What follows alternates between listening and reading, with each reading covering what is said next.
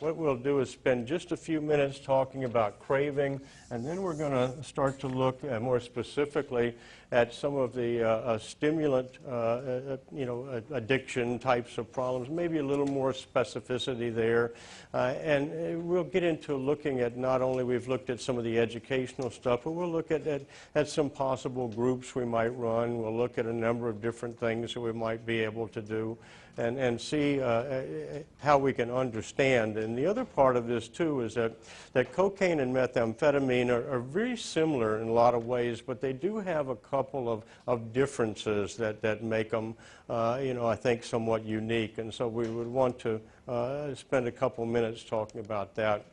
When you look at cravings, and if we're looking at opiates, cocaine, whatever, we have different types of cravings that we have to deal with, and some of them are just more your situational triggers. For example, people, places, and things. We have emotional triggers, which we've talked about: hungry, angry, lonely, tired, reward, and bored.